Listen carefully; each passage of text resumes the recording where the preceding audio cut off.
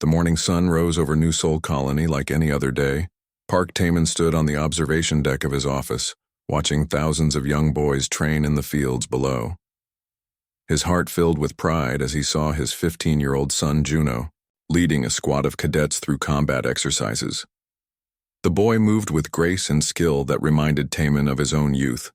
Juno trained alongside his best friends, Lee Hanwell and Choi Minho. The three boys had grown up together on the colony. Their parents all worked for the military academy that had become the pride of human space. These boys represented everything good about humanity. They were smart, brave, and full of dreams about exploring the galaxy. The Jin Military Academy housed 40,000 young men between the ages of 12 and 17. They came from across human space to learn warfare tactics, engineering, and leadership skills. The academy was not just a school, it was a symbol of human progress and hope for the future.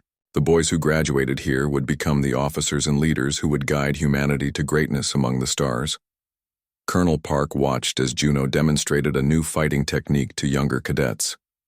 The boy had natural leadership skills that impressed even the veteran instructors. Hanwell excelled in engineering, while Minho showed talent for strategic planning. Together, the three friends pushed each other to achieve greatness. They often talked about serving together on the same ship when they graduated. The academy grounds buzzed with activity as usual. Morning classes had ended and afternoon combat training was beginning.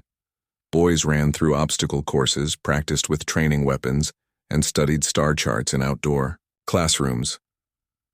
The sound of their laughter and shouted commands filled the air with youthful energy. High above the planet, three massive ships appeared in the sky. They were sleek and silver with the markings of the Galactic Council.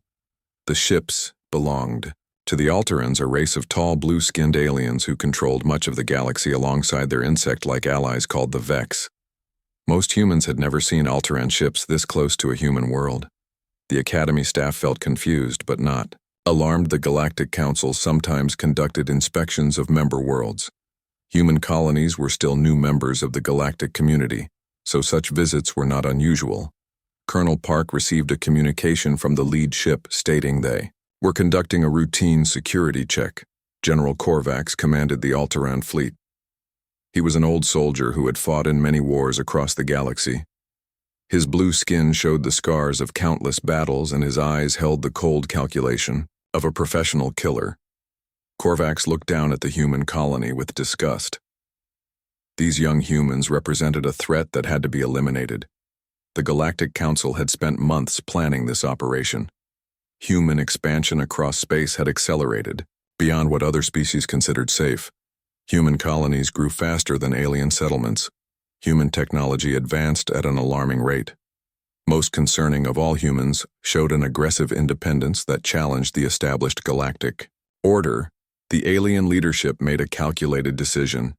If they could eliminate humanity's next generation of leaders, the species would be crippled for decades. Human expansion would slow.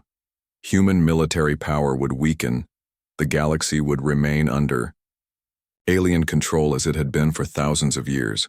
Korvax gave the signal and his ships opened fire. The first energy beams struck the Academy's main buildings with devastating force. The beautiful structures that had taken years to build collapsed. In seconds, boys who had been attending classes just moments before found themselves trapped under tons of debris. Juno was leading combat practice when the attack began. The first explosions knocked him and his friends to the ground. Smoke and fire erupted across the Academy grounds as alien weapons turned the peaceful campus into a war zone. The boy looked up to see silver ships hovering overhead, their weapons charging for another strike. The Academy instructors immediately tried to organize a defense, but they had only training weapons against military-grade alien technology. The boys grabbed practice rifles and makeshift weapons, knowing they were facing impossible odds. Many of the younger cadets began to cry. But the older boys, like Juno, tried to calm them and organize resistance. Hanwell grabbed his engineering tools and tried to hack into the Academy's defense systems. Most of the automated weapons had been destroyed in the first attack, but a few turrets remained online. Minho rallied a group of tactical students to set up defensive positions using overturned vehicles and collapsed walls as cover Alteran soldiers began landing on the ground.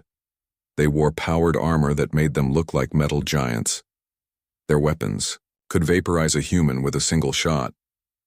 They moved through the academy grounds with professional efficiency, hunting down every boy they could find. The soldiers showed no emotion as they carried out their orders. Juno led his squad in a desperate fight to reach the armory where real weapons were stored. The boys used everything they had learned in training to move through the burning buildings and avoid alien patrols. When a group of Altaran soldiers cornered them in a hallway, Juno threw himself forward with a training sword, knowing it was useless against armor. The alien soldier raised his weapon to kill the brave boy, but paused for a moment. Something in Juno's eyes reminded him of his own son back on the Altaran homeworld. For just an instant the soldier hesitated. That moment of doubt was all Hanuel needed to activate a small explosive device he had rigged. The blast knocked the aliens back, giving the boys a chance to escape. Colonel Park tried desperately to contact his son from the orbiting command station. The communication systems were being jammed by the alien ships. All he could do was watch through surveillance cameras as his boy and thousands of others fought and died. The images burned into his memory forever. The massacre continued for 6 hours. The aliens were thorough in their work. They used scanners to detect any boys hiding in bunkers or safe rooms. They destroyed every building on the campus to ensure no one could survive in the rubble. When they found wounded cadets, they finished them off without mercy. Young Minho made it to the Academy's communication center and managed to send out one final message before an alien blast ended his life. The transmission reached human colonies across space, carrying images of the attack and the faces of the boys who died defending their school. The message would later become the rallying cry for human vengeance. As the sun set over New Sol Colony, 40,000 young lives had been extinguished. The academy that had been a symbol of human achievement was now a smoking ruin. The Altaran ships departed as quietly as they had arrived, leaving behind only death and ashes. Similar attacks struck 11 other human colonies that same day. Military, academies, training centers, and youth facilities were targeted with surgical precision. 40 million boys between the ages of 12 and 17 were killed in coordinated strikes across human space. The aliens left the girls alive, believing they had broken humanity's military future. General Korvax filed his report to the Galactic Council, stating that the human threat had been neutralized. The young males who would have become future military leaders were eliminated. Human expansion would slow, human resistance would weaken. The established galactic order was secure, but the aliens had made one critical error in their calculations. They assumed that killing human children would break human spirit. Instead, it awakened something far more dangerous. They had turned every human parent into an enemy. They had given humanity a reason to abandon all moral restraints. They had created an entire species with nothing left to lose. Colonel Park stood in the ruins of his son's school, holding the boy's training sword. The blade was bent and scorched but still recognizable. He looked up at the stars where alien ships had disappeared and made a promise his son would be avenged. Every alien involved in this massacre would pay the Galaxy would learn that threatening human children was the greatest mistake any species could make. The silence that followed the massacre was not the quiet of defeat. It was the calm before the storm that would consume the galaxy. 2 years had passed since 40 million boys died on 12 human worlds. The galaxy that emerged from the Extinction War bore no resemblance to the civilization that had existed before. Humanity stood alone among the stars, having systematically eliminated every alien species that had participated in or supported the Academy massacres. President Yoon walked through the rebuilt memorial on New Sol Colony, where the first Academy massacre had taken place. The names of 40 million children were now carved in quantum crystal that would survive until the heat death of the universe. Each name glowed with soft light that could be seen from orbit. The memorial had become the most sacred place in human space. Parents traveled from across the galaxy to stand before the walls containing their murdered children's names. They came seeking closure but found only the cold comfort of absolute victory. Their children had been avenged but would never return. Beside the memorial walls, a new inscription had been added during the reconstruction. The text was simple but carried the weight of galactic genocide. Their deaths were avenged. The galaxy remembers, never again will alien hands harm human children. These words were carved in every human language and several extinct alien scripts. The human species had achieved something unprecedented in galactic history. They had eliminated every advanced alien civilization through systematic extinction warfare. The techniques developed during the war ensured that no trace of the target species remained anywhere in known space. Children born after the Extinction War grew up in a galaxy where humanity was the only intelligent species. They learned about aliens only from historical records and museum displays. The idea of non-human intelligence seemed as mythical to them as dragons or unicorns. Young students studied the war as ancient history, not understanding the transformation their species had undergone. Their parents and grandparents had become galactic exterminators, but the new generation knew only peace and unlimited expansion across empty worlds. The human population exploded as colonists spread across thousands of worlds that had been cleansed of their original inhabitants. Cities rose where alien civilizations had once flourished. Human children played in parks built on the graves of species they would never know existed. Technology advanced rapidly without alien interference or competition. Human scientists freely studied the abandoned ruins of extinct civilizations, learning from their discoveries while ensuring no alien influence remained in the recovered knowledge. Dr. Song continued her research, but focused on creation rather than destruction. Her laboratories developed medical treatments that could extend human lifespans and genetic modifications that would allow humans to thrive on any world. The weapons of extinction had been replaced by tools of expansion. The Genesis arsenal remained in storage deep, beneath the Earth, heavily guarded and ready for deployment if any new alien threat emerged. The weapons were maintained by engineers who had helped build them during the 5 days of silent preparation. Colonel Park had been promoted to Supreme Commander of Human Space, a position that made him responsible for defending the entire galaxy against any remaining alien survivors. His fleets patrolled constantly, searching for signs of non-human intelligence. The aging commander still visited his son's grave every year on the anniversary of the Academy massacre. He wore his military uniform and carried the bent training sword he had recovered from the ruins of the Jin Military Academy. The weapon served as a reminder of what had been lost and what had been won. Supreme Commander Park often stood alone among the memorial stones, thinking about the price of absolute safety. His son Juno would have been 17 years old now, old enough to serve in the fleet that patrolled the galaxy he had died to protect. The boy had dreamed of exploring space and meeting alien civilizations. Instead, his death had led to the extinction of every non-human intelligence in known space. Park wondered if his son would have approved of the genocide committed in his name. The question haunted many human parents who had lost children in the massacres. They had achieved perfect revenge, but at the cost of becoming the very monsters they had fought against. The galaxy was safe for human children, but only because humanity had eliminated everything else. Human colonies now stretched across thousands of light years, filling worlds that had been empty since their original inhabitants were eliminated. The expansion continued without resistance as automated ships searched for new planets suitable for terraforming. The few primitive alien species that survived were barely intelligent and posed no threat to human civilization.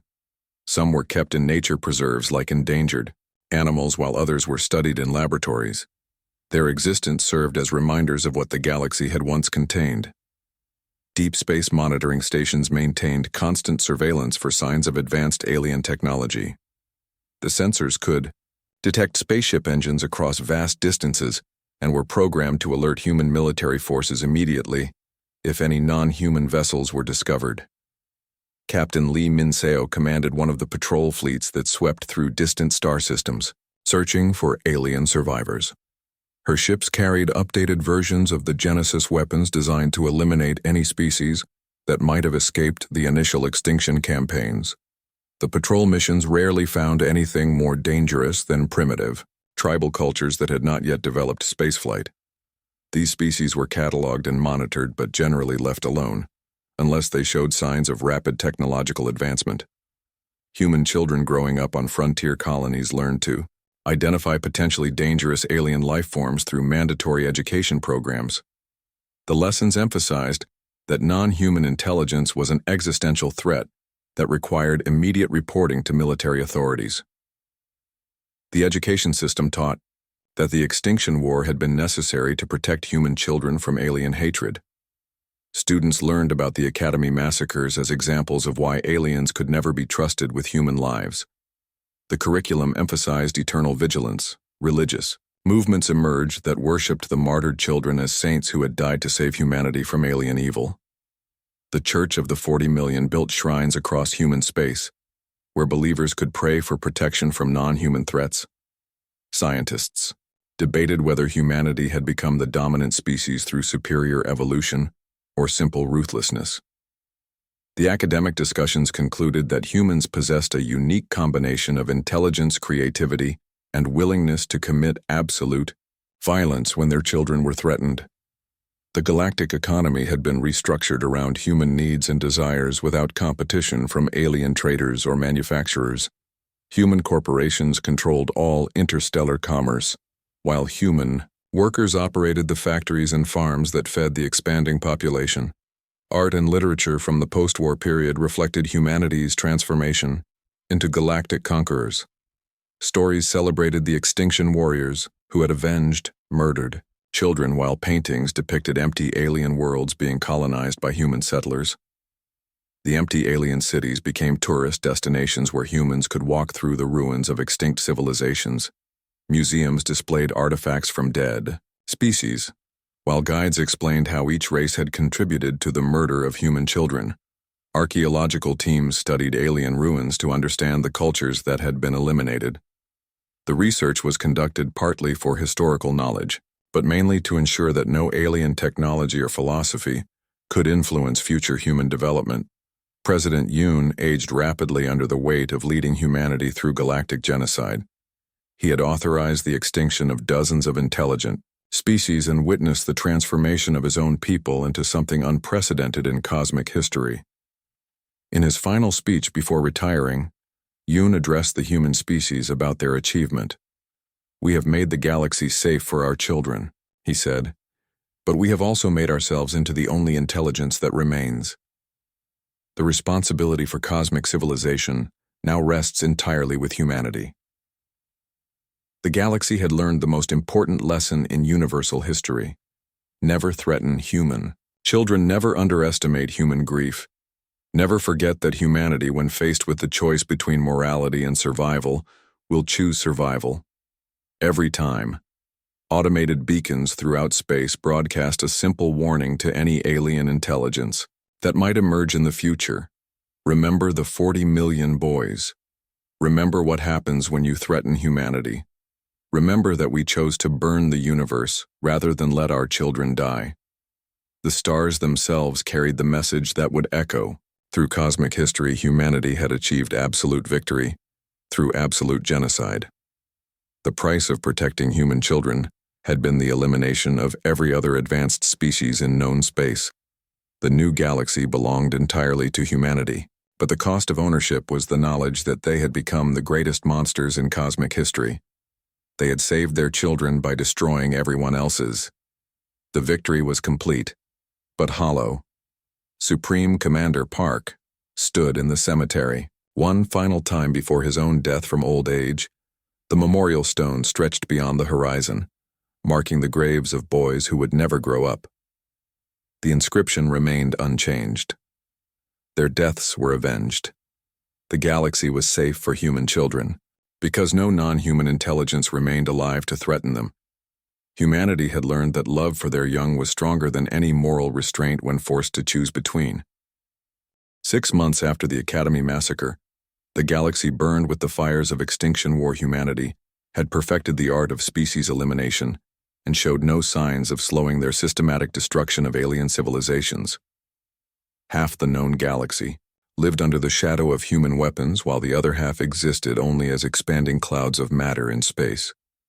Dr. Song's laboratories had become factories of death, churning out new horrors every week. Her latest creations defied comprehension, even by the scientists who built them solar bombs that could extinguish entire star systems. quantum viruses that attacked the fundamental forces holding matter together, reality-warping weapons that could turn planets inside out. The war had transformed humanity into something the galaxy had never seen before. Every human citizen had become a soldier in the campaign of extinction. Children learned to build weapons before they learned to read. Parents worked 18-hour shifts, manufacturing devices that could crack moons like eggs. Colonel Park now commanded a fleet of ghost ships crewed entirely by broken parents and grieving siblings. They felt no joy in their victories, only cold satisfaction in completing the task of avenging murdered children. His flagship had been renamed again from Junos Revenge to The Last Goodbye. Reflecting the finality of their mission, Lieutenant Colonel Shin Ryujin had lost her 15-year-old brother Jinwoo in the Academy massacre. She commanded the Stellar Warfare division responsible for destroying entire solar systems. Her fleet carried weapons that could cause stars to collapse into black holes or explode into supernovas. She had earned the nickname Star Killer after destroying 3 enemy solar systems. In a single week, the Aldebaran system home to 12 billion aliens was turned into a nebula. The Betelgeuse colonies watched their sun go nova from their evacuation ships before human weapons vaporized the fleeing vessels. The technique of stellar destruction had been perfected through practice on uninhabited systems. Dr. Song discovered that certain quantum manipulations could destabilize nuclear fusion in stars, causing them to either collapse or explode depending on their mass and composition. The weapons were deployed by automated probes that could approach stars' undetected news of star systems. Dying spread terror across remaining alien civilizations. Species that had survived for millions of years realized they could be erased not just as individuals or societies but as entire solar systems. The scale of human weapons made traditional concepts of warfare obsolete. The Alteran species had been reduced to a few thousand survivors hiding in deep space stations. They sent desperate messages across the galaxy begging for sanctuary, but no species dared harbor refugees from humanity. Their final transmission was a warning to avoid contact with humans at any cost. General Kim Seok-woo led ground forces that specialized in close combat extinction operations. His soldiers were equipped with personal weapons that could eliminate entire alien populations without damaging infrastructure. They could clear cities of millions of inhabitants in hours, leaving buildings intact, but completely empty. On Altaran Colony 9, his forces demonstrated techniques that would be used throughout the galaxy. The soldiers released airborne nanobots that would target only alien DNA while leaving human-compatible species untouched. The nanobots could distinguish between different alien races and eliminate specific targets while preserving others. The ground assault lasted 3 days as human forces methodically cleared every building, bunker, and hiding place. The nanobots did most of the killing work, but soldiers confirmed deaths and eliminated any aliens who might have developed immunity. The operation ended with 0 alien survivors. The Vex Empire had completely collapsed after their queen was eliminated by psychic weapons. The few remaining drones wandered aimlessly through space without the hive mind connections that gave them purpose. Human cleanup crews hunted down the survivors using scanners that could detect insect DNA from vast distances. Captain Yu Karina commanded a specialized hunting ship designed to track individual aliens across interstellar space. Her vessel could follow DNA traces left by fleeing spacecraft and pursue targets through hyperspace. Her crew consisted of former academy instructors who had watched their students die. The hunting expeditions were methodical and thorough. Every alien who escaped initial extinction attacks was tracked down and eliminated. No matter how far they fled or where they hid, human technology could find them. The message was clear that there would be no safe haven anywhere in the galaxy. On the anniversary of the Academy massacre, humanity paused its extinction campaign to hold memorial services for the 40 million dead boys. The ceremonies were broadcast across human space, showing the faces of children who would never grow up to explore the stars they had dreamed about. President Yoon spoke at the primary memorial on New Sol Colony, standing before walls containing the names of every murdered child. His speech was brief, but carried the weight of galactic genocide behind every word. "Our promise has been kept," he said simply, No alien will ever again threaten human children. The memorial included a new section honoring the human soldiers who had died carrying out extinction operations. Thousands of parents had sacrificed their lives to ensure alien threats were completely eliminated. Their names were carved alongside their murdered children, united in death as they had been in purpose. The remaining alien species tried desperate measures to survive. Some attempted to alter their DNA to appear more human. Like others tried to flee beyond the galaxy, to distant star clusters. A few even offered to serve as experimental subjects for human science projects, believing slavery was better than extinction. None of these attempts succeeded. Human technology could detect alien biology, no matter how it was modified. Fleeing species found human ships waiting for them in distant galaxies. The weapons Dr. Song created could eliminate targets across impossible distances, using quantum entanglement and exotic matter manipulation. The Zephyrian Collective tried to negotiate by offering to resurrect the murdered human children using their advanced cloning technology. They had preserved DNA samples from the Academy massacre sites and claimed they could bring back exact copies of every dead boy. The offer was broadcast across human space. The response came from the parents themselves. Families who had lost sons rejected the cloning proposal with unified voice. They wanted their original children, not artificial copies created by the aliens who had murdered them. The Zephyrian Collective was marked for extinction within hours of making the offer. General Lee commanded the final assault on Zephyrian Prime. The aliens had built their cities inside massive crystal formations that could withstand planet-cracking weapons, but Dr. Song had developed reality distortion devices that could alter the fundamental laws of physics in localized areas. The crystal cities were turned inside out as space-time itself was manipulated to create impossible geometries. Buildings existed in multiple dimensions simultaneously, causing the structures to tear themselves apart. The Zephyrians died as their bodies were stretched across parallel realities. Admiral Kim received reports that several alien species were attempting to create a final alliance to fight humanity. The coalition of survivors included remnants from dozens of nearly extinct civilizations. They had gathered their remaining ships and weapons at a location beyond the galactic rim. The human response was to deploy the ultimate Genesis weapon, a device so powerful that Dr. Song had hoped it would never be built. The weapon could eliminate all biological life within a sphere of space measuring 100 light-years in diameter. Nothing organic could survive its activation. The coalition fleet numbered 10,000 ships carrying the last members of 40 alien species. They had chosen to make a final stand rather than face slow extinction through hunting expeditions. Their combined technology represented millions of years of scientific advancement. The ultimate Genesis weapon was delivered by a single human probe no larger than a shuttle. The device activated at the center of the alien formation, and reality itself seemed to scream as fundamental forces were manipulated beyond their normal limits. The sphere of death expanded at light speed. When the expansion stopped, there was nothing left but empty space. The alien ships had been converted to basic particles. Their crews had been reduced to component atoms. The very space where they had gathered was sterilized of any possibility of supporting life. The weapon caused side effects that rippled across the galaxy. Several nearby star systems experienced gravitational anomalies as space-time recovered from the distortion. The fabric of reality had been damaged, but Dr. Song calculated it would heal within a few thousand years. With the coalition eliminated, humanity faced a galaxy that had been cleansed of major threats. A few minor species survived in distant corners of space, but they posed no danger to human children.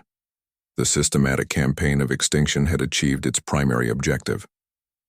The cost of victory was measured in more than alien lives. Humanity itself had been fundamentally changed by the experience of committing galactic genocide. An entire generation had grown up knowing their species was capable of eliminating others without hesitation or remorse. Human children born after the war learned about alien species only from historical records. They would never meet non-human intelligence because their parents had systematically eliminated every advanced civilization in known space. The galaxy belonged to humanity alone, the Extinctio. The galaxy watched in terror as humanity began systematically hunting down every alien species involved in the Academy massacres. Human fleets appeared without warning above colonies that had existed peacefully for centuries. The attacks were not random acts of violence but carefully planned operations designed to achieve complete extinction. General Li Dongwu commanded the Second Fleet, tasked with eliminating all remaining Vex colonies. The insect aliens had built their empire on fear, conquering weaker species and enslaving entire populations. Their hive minds controlled billions of drones across hundreds of worlds, making them one of the most dangerous enemies humanity had ever faced. The Vex had ruled through terror for over 2,000 years. They bred warrior castes designed for specific types of combat and could adapt quickly to enemy tactics. Their queens were protected in deep underground bunkers surrounded by millions of loyal soldiers. No species had ever successfully invaded a Vex homeworld, but humanity was not planning a traditional invasion. Instead, they would use the Vex's greatest strength against them. The hive mind connections that made them so efficient also created a vulnerability that Dr. Song had learned. To exploit her latest creation could travel along psychic links like a computer virus. The human fleet arrived at Vex Colony 7 to find massive defensive formations waiting for them. Millions of warrior drones filled the space around the planet, their carapaces gleaming like black metal in the starlight. The Vex had concentrated their forces expecting a conventional battle engineer. Nam Yejin operated the atmospheric processors from her position aboard the flagship. Her job was to deploy genetic weapons into the planet's air supply. The devices looked like harmless weather satellites, but they carried death tailored specifically for insect biology. The processors penetrated the planet's atmosphere and began releasing microscopic particles that would be harmless to most life forms but lethal to creatures with Vex DNA. The particles spread through air currents, reaching every corner of the world within hours. On the planet's surface, Vex drones began collapsing as the genetic weapon attacked their nervous systems. The toxin had been designed to cause maximum suffering, ensuring that the aliens experienced the same terror they had inflicted on their victims. The drones writhed in agony as their exoskeletons cracked and their internal organs failed. The virus traveled through psychic connections between drones, spreading to other Vex colonies across the galaxy. Queens who had never left their home worlds suddenly found their hive minds infected with a weapon that killed everything. It touched billions of warriors died simultaneously as the genetic toxin reached every connected Vex captain. Oh Se-hoon commanded a destroyer in the Third Fleet. He was a father who had lost 3 sons in the Academy massacre and volunteered for the most dangerous missions. The pain of their deaths had transformed into cold hatred that made him one of humanity's most effective killers. His ship hunted Vex evacuation vessels trying to escape the dying colonies. The aliens loaded their remaining eggs and young onto transport ships, hoping to preserve their species somewhere beyond human reach. But the human fleet had surrounded the entire star system with ships carrying detection equipment. Every Vex vessel that tried to flee was destroyed before it could jump to hyperspace. The explosions were carefully controlled to ensure that no alien DNA survived to contaminate space. Human soldiers wearing protective suits boarded disabled ships to confirm that all biological material had been eliminated. The few Vex who managed to reach escape pods found human Marines waiting for them. Commander Park Ji-hyo led special forces teams trained in close combat against alien species. Her soldiers wore armor that protected them from Vex claws and poison while carrying weapons that could penetrate alien carapaces. The human Marines showed no mercy as they systematically executed every Vex survivor. The aliens who had terrorized the galaxy for centuries died begging for their lives in languages the humans did not understand or care to learn. The execution squads worked with mechanical efficiency, born from intensive training. News of the Vex collapse spread across the galaxy, causing panic among other alien species civilizations that had seemed invincible were being erased from existence by weapons they could not understand or counter. The humans appeared to have unlimited destructive capability and no moral restraints.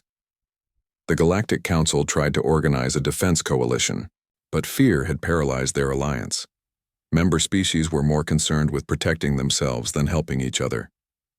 Several minor civilizations surrendered to humanity, hoping that submission would save them from extinction. The peaceful Lumari sent desperate diplomatic messages offering to serve humanity in exchange for survival. Their homeworld contained libraries with the accumulated knowledge of dozens of extinct species. They believed this treasure would be valuable enough to purchase mercy. President Yoon responded personally to the Lumari surrender. Your people remained silent while human children were murdered. Silence is complicity. Your libraries contain the history of species that died because no one helped them. We will not repeat their mistake. Human fleets arrived at Lumari space to find the aliens had disabled their own weapons and were broadcasting continuous surrender messages. The blue-skinned scholars had never fought a war and hoped their pacifist nature would earn them compassion from their conquerors. Instead, they found that humanity had no interest in slaves or tribute. The only acceptable response to child murder was species extinction. The Lumari died as their atmosphere was poisoned by weapons designed to target their specific biology. Their vast libraries burned as human soldiers ensured nothing remained. Other neutral species tried different approaches to survival. The Kristen offered their advanced technology. The Morphin proposed territorial concessions. The Balari sent their own children as hostages, hoping to demonstrate good faith. Each offer was rejected with the same cold response. Commander Park Ji-yo infiltrated alien government buildings carrying devices that would simultaneously kill every member of the target species. The weapons were small enough to hide in everyday objects, but powerful enough to release genetic toxins across entire planets. Her teams moved like ghosts, appearing in heavily guarded facilities, without triggering security systems. They had been trained by the best human special forces and equipped with technology stolen from alien sources. The infiltrators could pass through energy shields and remain invisible to most sensors on Balari. Prime Commander Park placed a genetic bomb in the planetary water supply. The device would activate simultaneously with identical weapons on every Balari world, ensuring that the entire species died at exactly the same moment the aliens would have. No warning and no chance to develop countermeasures. The Balari government discovered the infiltration too late to stop it. Their security forces found empty buildings and activated weapons that could not be disarmed. The species that had controlled interstellar trade for 5 centuries was eliminated in a single coordinated strike. Across the galaxy, human extinction fleets continued their systematic work. Each target was carefully researched to ensure maximum effectiveness.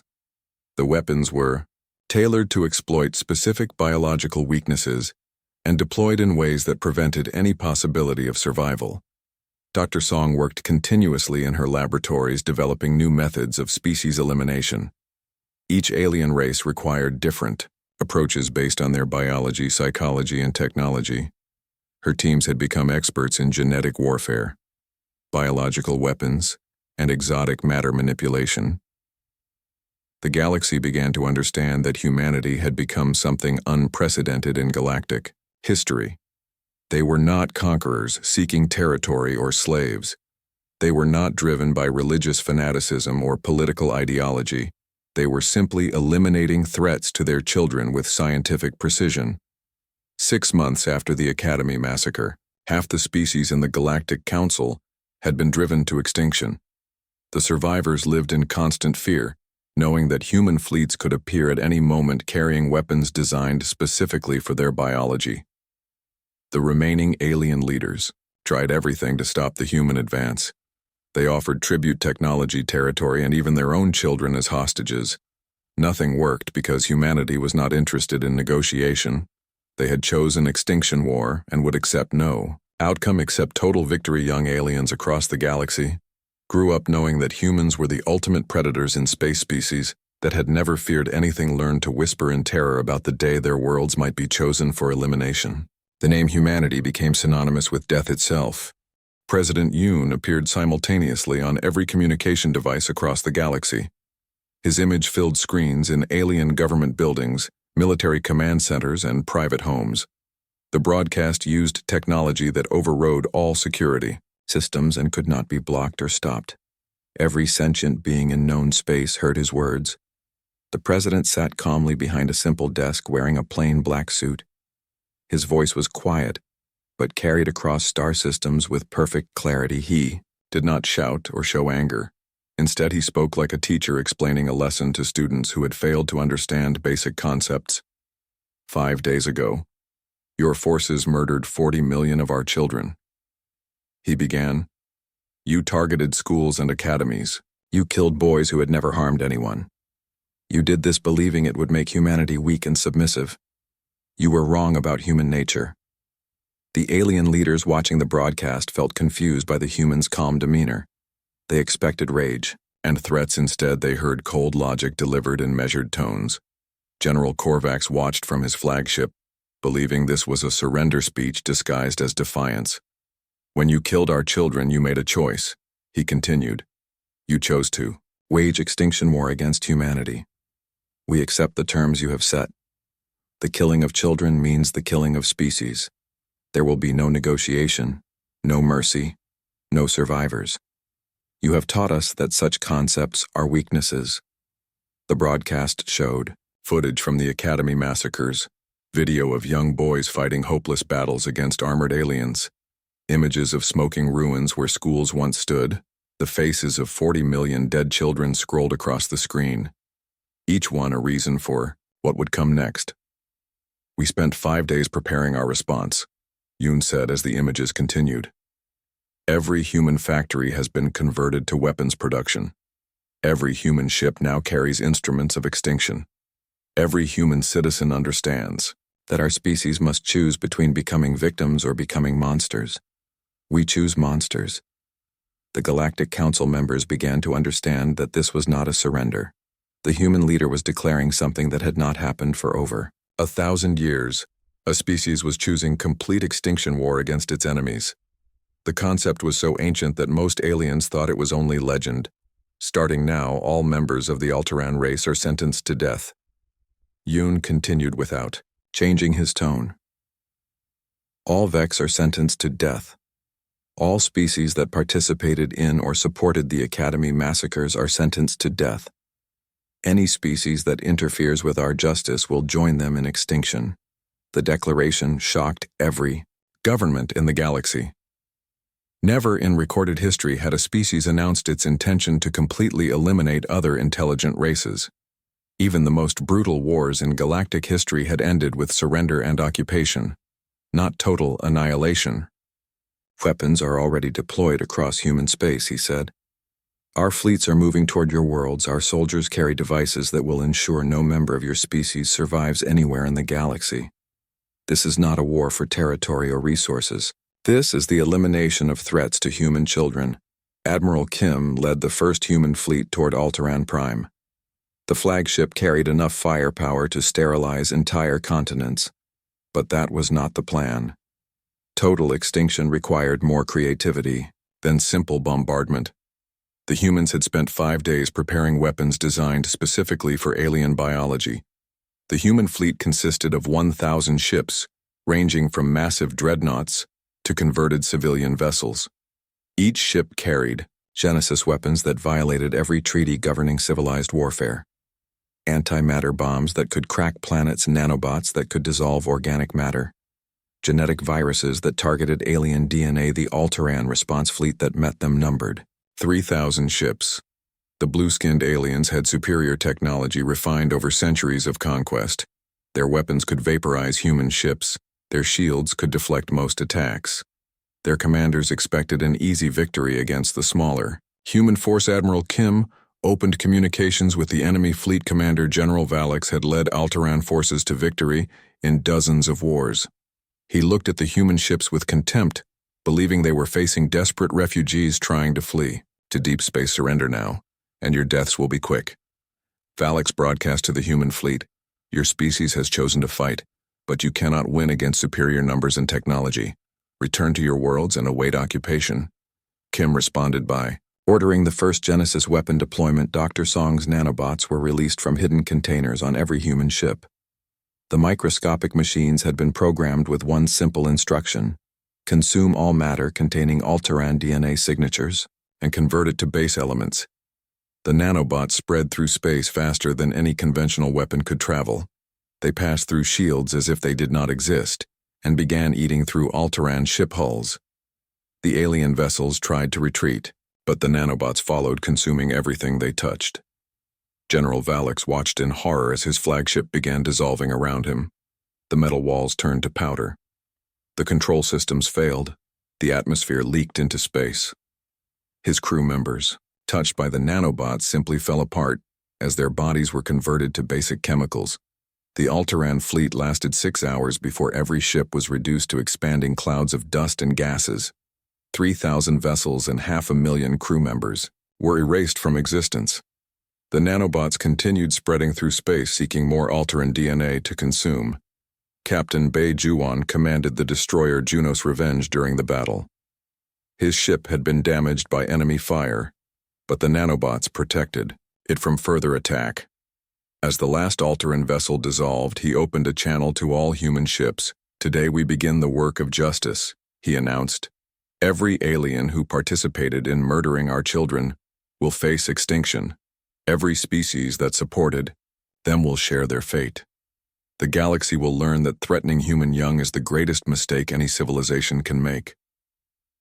The battle footage was broadcast across human space, showing parents that their murdered children were being avenged. The images also reached alien worlds where they caused panic and disbelief.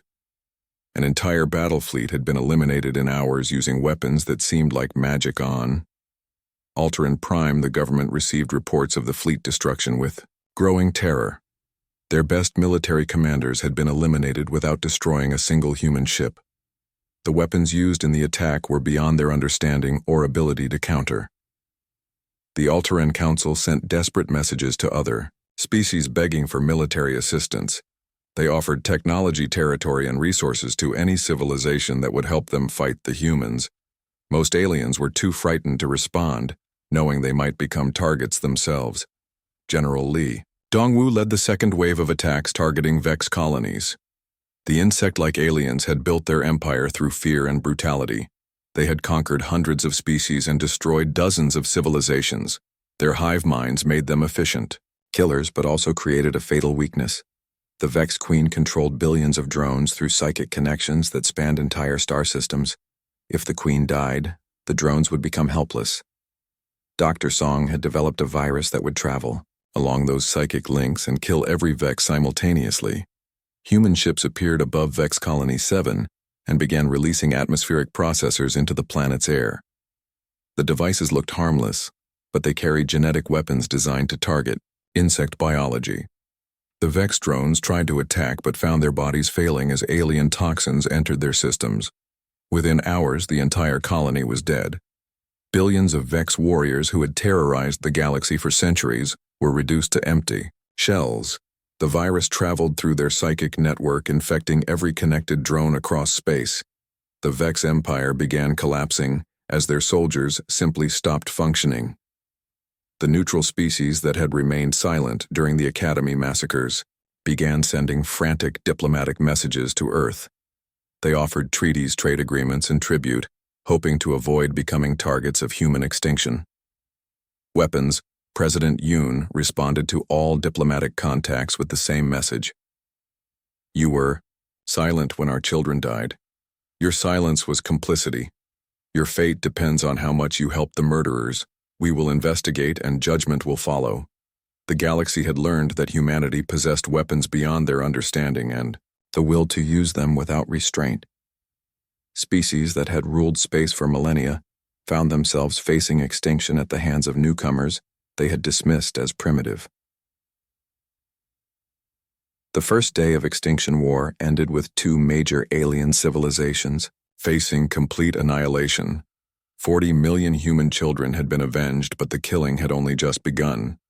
The galaxy would burn until every threat to human young was eliminated forever. Earth went completely silent after news of the massacres reached the home planet. No diplomatic messages were sent to the Galactic Council. No protests were filed through official channels. No emergency sessions were broadcast to the galaxy. The sudden quiet made alien leaders uncomfortable, but they convinced themselves it meant human surrender. President Yoon Seok-jin sat in the deepest bunker beneath the Capitol building. His face showed no emotion as he watched reports from the 12 attacked colonies. 40 million boys were dead. The future leaders of humanity had been murdered in cold blood. The aliens thought this would make humans weak and submissive. They were about to learn how wrong they could be. The president called his most trusted advisors to a secret meeting. Admiral Kim Ji-soo commanded the human space fleet. General Lee Dongwoo controlled ground forces. Defense Minister Park Sun-hee managed military resources. Dr. Song Min-ji ran the most classified research projects. These 5 people would decide the fate of the galaxy. They gathered in a room so secret that most government officials did not know it existed. The walls were lined with metal that blocked all electronic signals. No communication could enter or leave the chamber. The conversation that happened there would change the course of galactic history. Admiral Kim spoke first, reporting the current strength of human military forces. The fleet consisted of 300 major warships and 2,000 smaller vessels. Human ground forces numbered 50 million soldiers spread across dozens of colonies. The military was strong, but not strong enough to fight the entire Galactic Council using traditional warfare. General Lee presented intelligence. Reports about alien military capabilities. The Alterans controlled 1,000 worlds with fleets 10 times larger than humanity's. The Vex had conquered hundreds of species and commanded billions of soldiers. Other alien races would likely support them if war began. Human forces would be outnumbered by impossible odds. Defense Minister Park showed production reports from human factories and shipyards. Military equipment was being manufactured at maximum capacity, but it would take years to build enough ships and weapons for a conventional war against the galactic powers. The numbers made victory seem impossible through normal methods. President Yoon listened to all the reports without speaking. Then he turned to Dr. Song and asked the question that would damn the galaxy. "Tell me about the Genesis project," he said quietly. The other officials looked confused. They had never heard of any Genesis project. Dr. Song took a deep breath before answering. She had hoped this day would never come, but she had prepared for it anyway. For 10 years she had been working on weapons so terrible that no sane leader would ever authorize their use. The Genesis project contained enough destructive power to sterilize entire star systems. She explained that the project began as theoretical research into exotic matter and energy manipulation. The goal was to understand dangerous phenomena so humanity could defend against them, but the research revealed possibilities that kept her awake at night. Weapons that could crack planets like eggs, viruses that could kill every member of an alien species, devices that could extinguish stars. The Genesis arsenal contained 12 different types of extinction-level weapons, antimatter bombs that could shatter moons, nanobots that could dissolve entire fleets in minutes, genetic viruses designed to target specific alien DNA sequences, quantum disruptors that could tear holes in space-time itself. Each weapon violated multiple galactic treaties. Dr. Song had hoped these weapons would never be built. But after the Academy massacres, she spent 3 days completing the final designs. The manufacturing process would require every human factory to work around the clock for 5 days. The weapons could not be produced in secret, but the aliens would not understand what humans were building until it was too late. President Yoon made the decision that would echo through history. Authorize the Genesis project, he commanded. Build everything, Dr. Song has designed. Convert every human ship into a carrier for these weapons. Prepare for Extinction War. The term Extinction War had not been used in galactic history for over 1,000 years. It meant the complete annihilation of an enemy species, leaving no survivors anywhere in the galaxy. Most civilized races considered it the ultimate taboo, worse than any other form of warfare. The last species to attempt Extinction War had been destroyed by a coalition of horrified aliens, but humanity was no longer concerned with galactic opinion or moral standards. The aliens had chosen to murder human children, so humans would respond by murdering alien civilizations. The decision was made with cold logic rather than hot anger. It was simply the most effective way to ensure no alien would ever again threaten human young. The 5-day period became known as the Silent Preparation. Human colonies across space received encrypted orders to begin weapons production. Every factory owner, every engineer, every worker was given a simple choice: help build the weapons or be replaced by someone who would. No one refused. Kang Hyunwoo managed the largest shipyard in human space. He received blueprints for devices he could not understand but knew were weapons of incredible power. His workers asked no questions as they installed the mysterious equipment into cargo ships and passenger vessels. Every human vessel in space was being converted into a weapons platform. Nam Yejin was the best engineer. In the outer colonies, she found herself working 18-hour shifts installing Genesis weapons into ships that had never been designed for military use. Cruise ships became carriers for planet-killing bombs. Merchant vessels were loaded with Extinction viruses. Mining ships carried antimatter warheads. The work continued without pause for 5 straight days. Human space became a massive weapons factory as an entire species prepared for total war. Families worked together, building devices that would kill billions of children. Too young to understand helped their parents assemble components for galactic genocide. On Earth, the president addressed the human population in a speech that was never broadcast beyond human space. He explained that their children had been murdered by aliens who thought humans would submit to such treatment. The only acceptable response was the complete elimination of every species involved in the massacres. The speech was calm and measured. Yoon did not shout or make emotional appeals. He simply stated facts and explained the logical response to those facts. 40 million human boys were dead. The aliens responsible would be made extinct. Their allies would share their fate. Any species that interfered would be destroyed. Human parents listened to the speech while continuing to work on weapons that would avenge their murdered children. Mothers who had lost sons installed targeting systems that would guide missiles to alien schools. Fathers who would never see their boys again calibrated genetic weapons to ensure no alien child would survive. The galaxy watched human space with growing concern. The sudden silence, followed by obvious military preparation, suggested something unprecedented was happening. Galactic Council intelligence services tried to determine what humans were building, but their spy networks had been identified and eliminated months earlier. General Korvax filed reports stating that human activity appeared to be defensive, preparations for a siege. He recommended that the Council prepare for a long but ultimately successful campaign to conquer human space. The aliens had superior numbers and technology. Victory was certain even if humans chose to fight. The other alien species began moving their fleets into position around human territory. They expected months of conventional warfare followed by human surrender when casualties became too high.